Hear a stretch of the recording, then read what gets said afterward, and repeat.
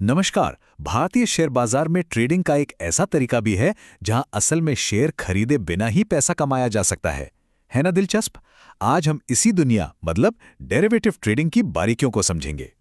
तो चलिए इसी सवाल से शुरू करते हैं जो डेरिवेटिव की पूरी कहानी का आप कह सकते हैं सार है।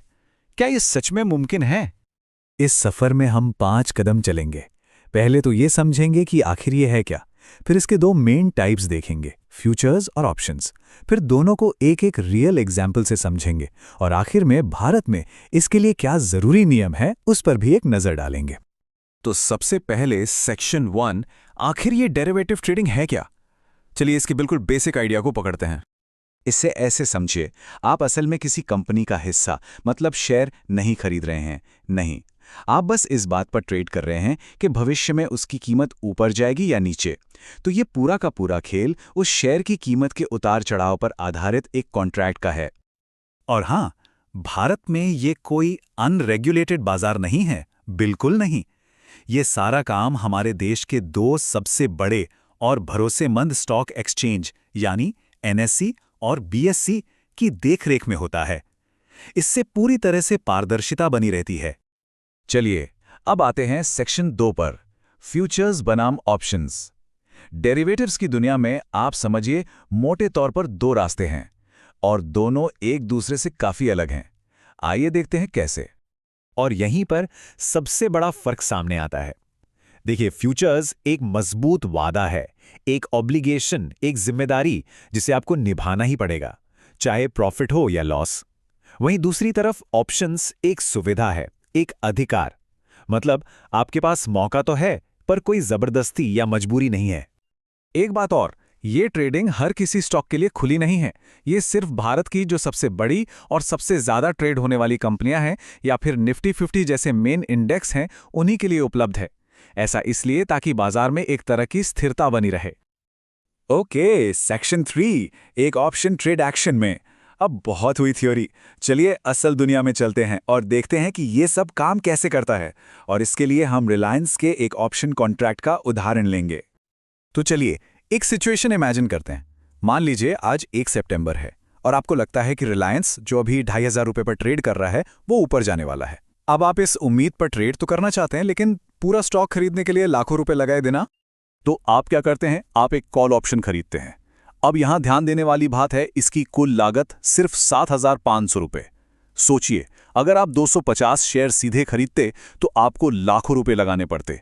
यहीं पर ऑप्शंस का असली जादू काम करता है। ठीक है, तो अब देखते हैं कि महीने के आखिर में जब ये कॉन्ट्रैक्ट एक्सपायर होगा तो क्या क्या हो सकता है। हमारे इस ट्रेड के आप कह सकते हैं 3 मेन आउटकम्स हो सकते हैं। तो बेस्ट केस सिनेरियो क्या है? अगर रिलायंस सच में बढ़ के 2700 रुपये हो जाता है तो आपको सीधा सीधा बड़ा फायदा होगा। अपनी 7,500 रुपये की लागत निकालने के बाद भी आपका नेट प्रॉफिट होगा 17,500 रुपये। और अगर अगर आपकी उम्मीद गलत साबित हुई तो सबसे अच्छी बात पता है क्या है? आपका नुकसान सिर्फ और सिर्फ 7,500 रुपये तक ही लिमिटेड है। मतलब उतना ही जितना आपने शुरू में लगाया था। यही ऑप्शन खरीदने की सबसे बड़ी ताकत है कि आपका रिस्क, आपका नुकसान पहले से तय है। आगे बढ़ते हैं सेक्शन 4, एक फ्यूचर्स ट्रेड का उदाहरण। हमने देख लिया कि ऑप्शंस में रिस्क लिमिटेड होता है। आप देखते हैं कि फ्यूचर्स का खेल इससे कितना अलग है और इसके लिए हम इन्फोसिस का एक उदाहरण लेंगे।